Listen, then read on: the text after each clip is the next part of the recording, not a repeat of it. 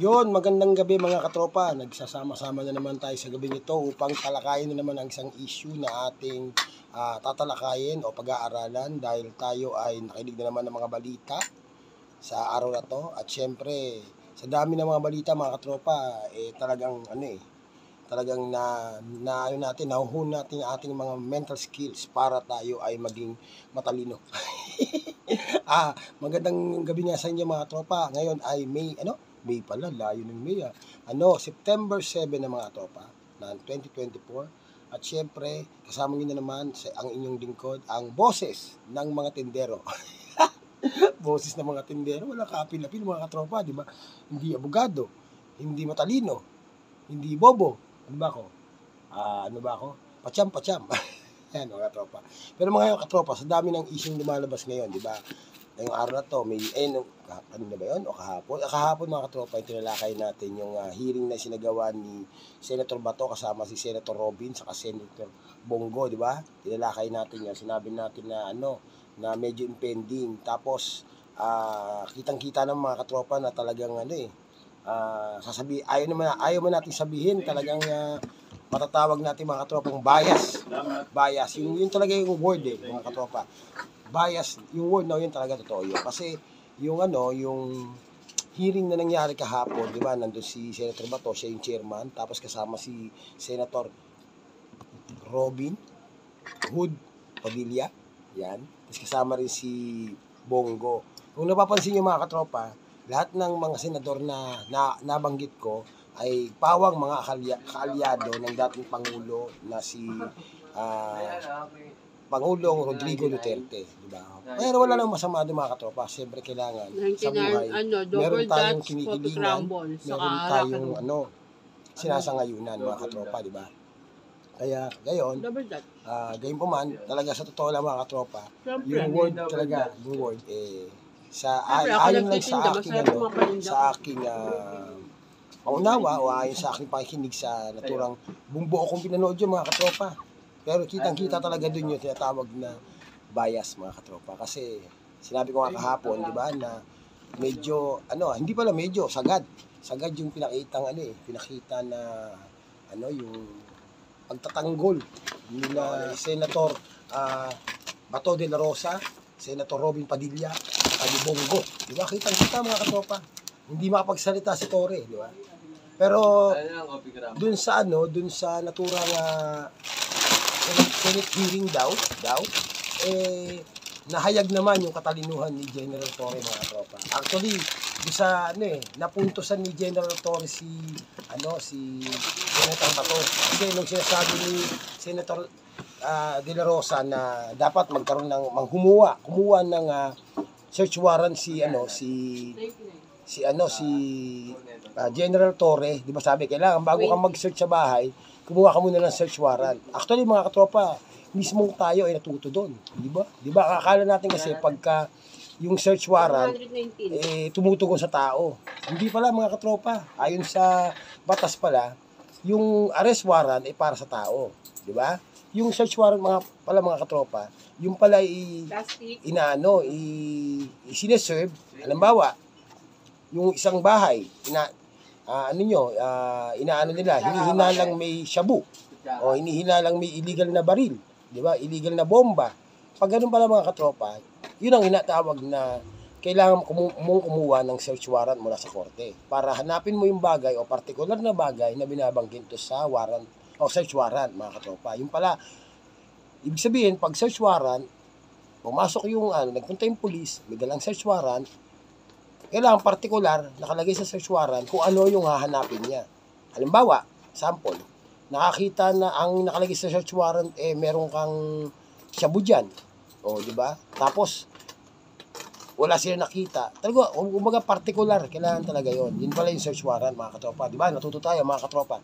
Tapos, yung arrest warrant naman, ay para sa tao, mga katropa. Yan. Kaya, sa madaling salita, yung application ng warrant of arrest ay sapat lang upang hanapin ng mga pulis sa pangunguna ni General Torre yung si Apostol Kibuloy at mag-search doon sa buong KOJC compound dyan sa Davao. Tama, di ba?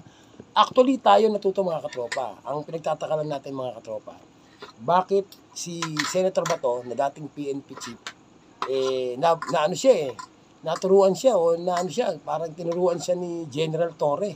During that time siguro napansin niyo yun. Sinabi talaga, in-explain ni General Torre na ang search warrant po ay binibigay sa things, sa bagay na hinahanap sa isang lugar, isang bahay, isang establishmento. Yan pala yung search warrant, mga katropa. Tapos pag warrant of arrest, tao mismo yung hinahanap mo, mga katropa. Yan, di ba? Ibig sabihin, sa oras na yun, napuntusan ni General Torre si ex-PNP Chief Bato de la Rosa na senador ngayon. Yan, maliwanag, mga katropa, di ba? Sakit sa ulo, di ba? Sakit sa ulo. Sandali, hihinto tayo ng konti. Isipin natin kung tama. Tama. Di ba? May punto siya Kaya lang, hindi siya makapagsalita masyado kasi kitang-kita naman yung hayagang pagkampi, di ba? Sa KOJC na hindi naman natin yun dapat na pagtakhan, mga katropa, di ba? Hindi tayo magkataka doon kasi kahit noon pa man talagang talagang si Labato, si Senator Bato, si Robin Padilla, saka si Bongo, talagang kay Duterte yun, mga katropa, di ba? Ganoon talaga, hindi natin maiwasan yun. Sabi ko nga kanina, siyempre tayong mga tao, meron tayong dapat hilingan at meron tayong dapat kampihan. Pero sa batas mga katropa, iba. Sa batas, may piring ang batas. 'Di ba? Nakalagay nga doon sa di ba, yung sa batas na yung logo ng law, 'di ba? Na yung batas nakapiring. Walang kinikilingan, 'di ba? Which is hindi natin napansin yung mga katropa sa nakaraang hearing kagahapon sa committee na pinamunuan ni Senator Bato de la Rosa. Hindi talaga nakita yung mga katropa. Yun naman ay akin lamang. Akin lamang pananaw yun dahil sa aking panonood at sa pakikinig. Yun ang aking sapantaha. Hindi pala. Yun ang aking pag-unawa. Yun ang nakita ko. Kaya kung meron kayong comment, meron kayong gustong sabihin o ipamali sa aking mga sinasabi, feel free, mga katropa, na mag-comment ka na kayo sa baba. Yan. Tapos pagka natuwa naman kayo o hindi kayo natuwa, i-try nyo na rin mag-subscribe, mag-like, at syempre mag-share para medyo malayo ang marating ng ating munting channel, mga katropa. Alright, di ba? Pero mga katropa, haba na nun. Haba, 7 minuto kong pinaulit-ulit yung sinasabi ko.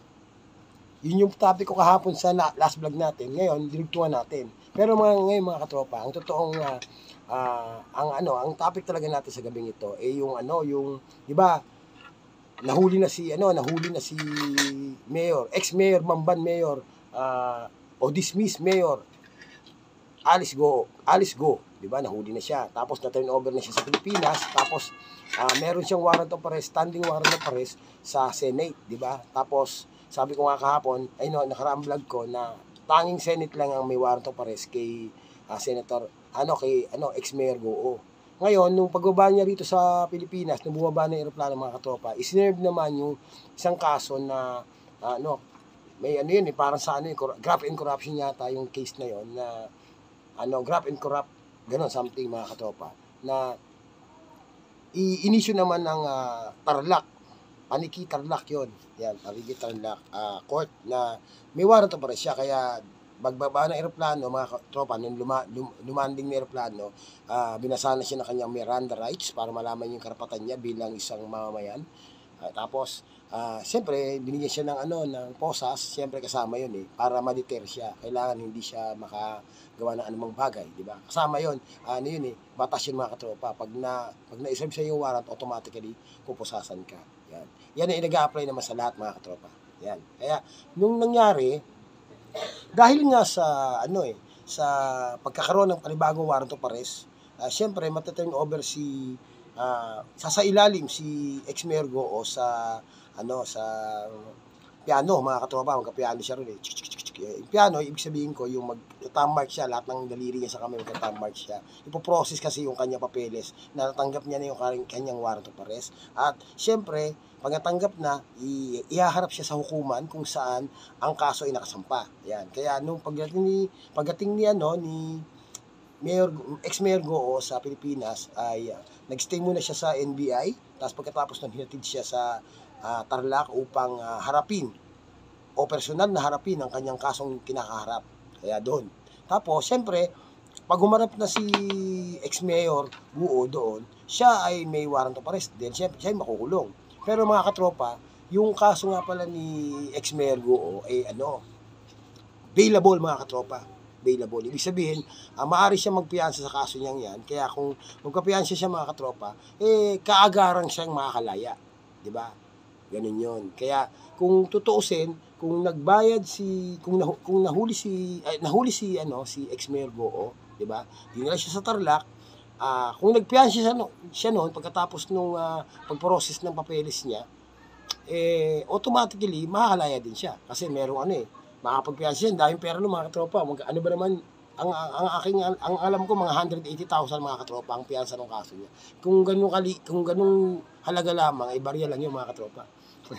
Barya yung kay ex-Mayor Goo, di ba? Kaya pero pansinin niyo, gayon pa man napakaliit ng piyansang pwedeng gastusin ni ex-Mayor Goo.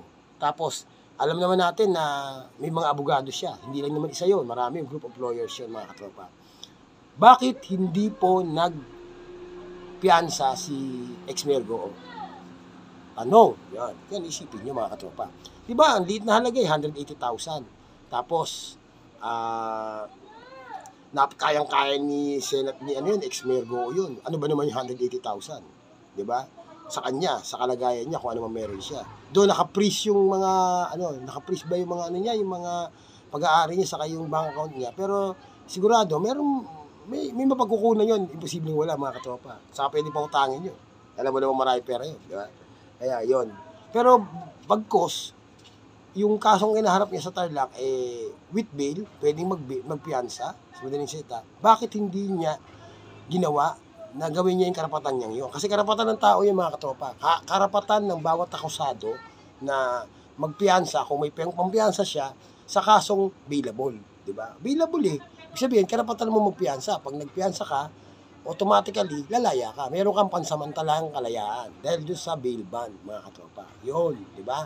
Pero ngayon, pagka naka-bail ban ka, pagka nag-schedule ng hearing ng korte, saka ka-atin. Hindi ka pwedeng di-atin. Yun. Pero, kahit ganun po man, aatin ka sa hearing, pero malaya ka. Diba? Siyempre, lahat naman na akusado, mga katropa, ginagawa yun. Pagka ang kaso nila ay bailable. Siyempre, karapatan mo yun Saka sino ba naman ang gustong makulong? Kung kaya mo namang bayaran. Yan, mga katanungan, mga katropa. Pero, bakit po hindi nagpiyansa si Mayor Goo?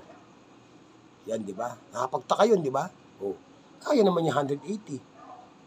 Ang barya-barya lang yun. Bakit hindi siya nagpiyansa, mga katropa? Ito pala yun, mga katropa.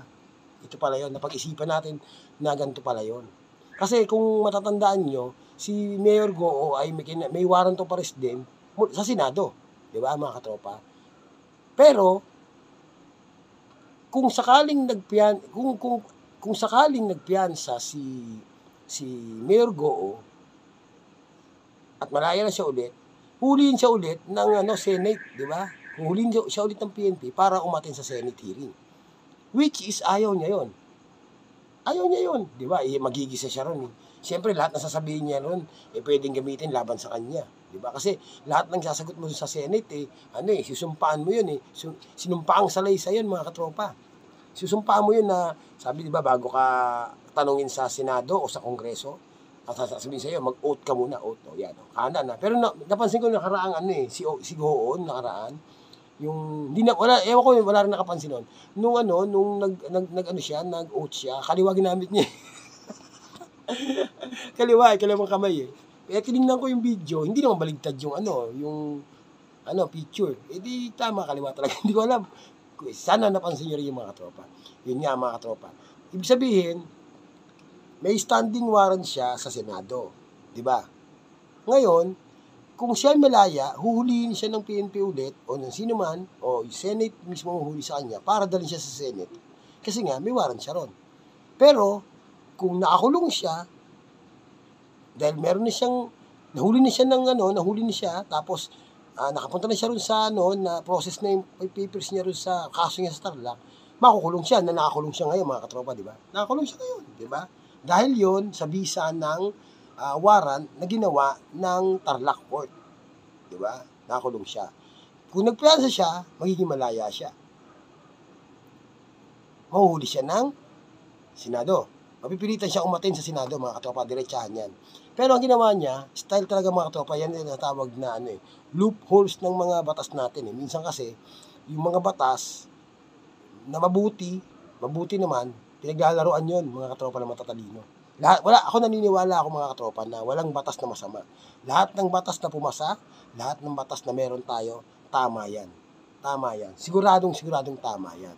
May mga batas siguro yung iba na dapat na medyo hindi baguhin kumbaga i-refill. Medyo ayusin ng konti para umayon sa pangkasalukuyang panahon. Ayusin lang, i-adjust, konti adjustment, refill ba, ganon, para maging sang-ayon yung batas sa pangkasalukuyang panahon. Pero lahat ng batas mga katropa na meron tayo, sigurado, tama yan, di ba? Yun. Pero pinaglalaroan. Yun lang masakit mga tropa. Nang matatalino. Yan. Yan mga katropa. O yan, ganito mga tropa. Ganito sitwasyon kasi mga tropa. Kung sakaling nagpiyansa si Mayor Goo, malaya siya. Di ba? Kung malaya siya mga katropa, arestuin siya ng Senado. Dadalhin siya sa Senado. May imbestigahan siya dahil dun sa tinatawag na Senate hearing in aid of legislation. Di ba? No choice siya ron. Pero kung nakakulong siya mga katropa, dahil hindi nga siya nagpiyansa, kailangan pang magpaalam ng Senado sa Korte para mabigyan ng kalayaan. Mapapunta si ex-Mayor Goo sa Senado. Which is, nahuli siya kahapon, Biyernes mga katropa. Di ba? Kung medyo na delay, Sabado ngayon mga katropa, walang korte. Walang pagre-requestan. Doon naman pumasok mga katropa yung talino ni Senator, sino ba siya? Senator Risa Hontiveros. Nung naramdaman nila na ng mga katropa na hindi nagpiyansa si ex-Mayor Goo at yung kanyang mga dekampanilyang abogado na hindi natin alam kung nagsasabi na totoo. Di ba mga katropa? Yan. Agad-agad na nag-request si Senator Risa sa naturang korte na nag-request sila na baka pwedeng patinin si Mayor Goo sa Lunes Senate investigation in aid of legislation na sinangayunan naman ng korte mga katropa. Salamat, di ba? Salamat, sinangayunan. Ibig sabihin, pwedeng dadalhin si Mayor Goo sa Lunes sa Senado upang harapin niya yung investigation for legislation na isinasagawa ng committee ni Senator Risa Hontiveros. Di ba? Ang talino ni Senator Risa, di ba? Alam mo na-anticipate niya yun, di ba? Sorry na lang sa mga abogado ni Mayor Goo, ex-Mayor Goo, di ba? Sorry na lang kasi kumbaga, tawag doon wow, mali. Wow, mali. Lusot na sana. Kaso wala. Bankrupt. Di ba mga katropa? Yun talaga plano nila doon. Hindi sila magpapiyansa para kailangan pa magpaalam ng Senado sa korte na yung korte kasi siya yung may hawak ngayon doon sa kalagayan ni ex-Mayor Goo, di ba? Sila yung may hawak doon. Kaya kailangan kung hindi pwedeng basta-basta tawagin ng Senado si Goo nang gusto nila. Kailangan magpaalam sila sa korte dahil ngayon sa mga oras na to ay sumasailalim si ex-Mayor Goo sa korte sa Tarlac. Di ba? Siyempre, yung mga abogado, medyo, sabi ko nga sa inyo, malilikot ang isip ng matatalino, naisip nila yon. Kasi Biyernes kahapon, tanghali na, hapon na yata nakarating hapon na mga tropa. Dumating si ex-Mayor Goo sa Tarlac, hapon na.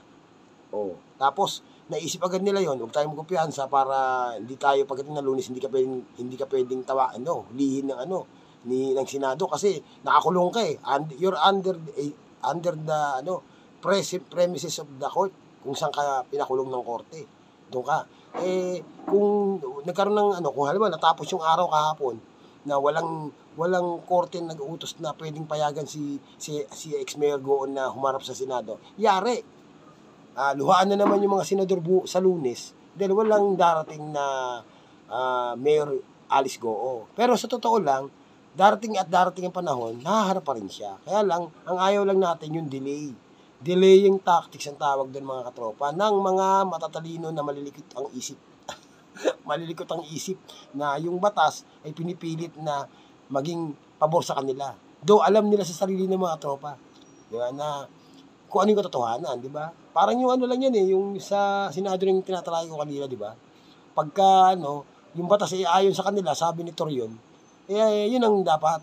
Pero pag hindi ayon sa kanila ang batas, mali. Yeah, hindi mali para sa kanila. Ganun din yan. Matalino nga malikot ang isip, di ba, mga katropa? Kaya yan. Yan talaga mga katropa ang dahilan kung bakit hindi nag-file ng yung bail bond si ex-mayor Guo. Dahil sa dami ng pera niya, kahit 20 kaso pa yan, basta may kaso, 100 kaso pa yan, basta may bail recommendation, sigurado magpapiyansa yun. Sino ba naman gusto makulong? Di ba? Wala namang taong gusto makulong, lalong-lalo ng sandamo ka lang pera mo, mga katropa. Sandamo ka lang pera mo na hindi mo kaya ubusin. Di ba? Siyempre magpapiyansa ka, mga katropa. Pero yun ang totoo talaga, mga katropa. Yun ay delaying tactic o strategy na pag tayo ay pilit-pilit na paharapin sa Senado, hindi nila tayo pipilit. Kasi bakit? Siyempre, kailangan magpaalam muna yung Senado sa korte para madala nila sa hearing nila sa Senado si ex-mayor Goo. Yeah? Yan. Di ba? Yan, mga katropa. Kitang-kita, Kitang-kitang may daya. Yan. Kitang-kitang may daya. Laging sinasabi ko sa vlog ko, mga katropa. Kitang-kita, walang daya. Dito sa sitwasyon na to, mga katropa. Kitang-kita, nandadaya. Ayan. Yung mga katropa, alam nyo na ngayon. Ngayon, isipin nyo, kung tama yung sinasabi ko, mag-comment kayo. Ngayon, kung mali naman, mag-comment din kayo. Tumatanggap naman tayo ng negative or positive comments. Tapos, siyempre, sabi ko kasi inyo, hindi naman tayo matalino. Hindi naman tayo abogado. Tayo simpleng mamamayan. Tayo ang boses ng tindero. Yan, mga katropa. Yan, alam nyo na ngayon. Yan ang sinasabi ko. Alam nyo na kung alam nyo na kung ano yung pananaw ko. Pero hindi nangangahulugan na tinatanggap nyo to, di ba? Siyempre, hindi ko naman pwedeng sabihin na alam nyo na dahil tinuruan ko kayo. Hindi po. Ang totoo po niyan, alam nyo na yung yung side ko, yung stand ko stand ko dun sa issue. Pero hindi nangangahulugan yung sinasabi ko sa inyo na yun na yung tama. Pwedeng mali ako. Kaya pwede kayo mag-comment para malaman kung mali ako. Yan, di ba, mga katropa? Pero as far as I'm concerned, yun po yung basa ko, mga katropa. Yun yung aking sariling pangunawa, yun ang aking sariling tawag dito, yung comment ko, yun, di ba? Basta galing yung comment, basta yun. Yan, mga katropa. Alright, maraming salamat, mga katropa. Muli, sa susunod ulit ng vlog natin, sana makita-kita tayo. Huwag nyo nakalimutan mag-like, share, subscribe. Yan. Maraming salamat. At siyempre, katulad ng dati gabi-gabi o anumang oras ng aking vlog, isa lang masabi ko sa inyo. Isa lang lagi yan. Ito ang boses ng mga tindero at ang pamosong babay.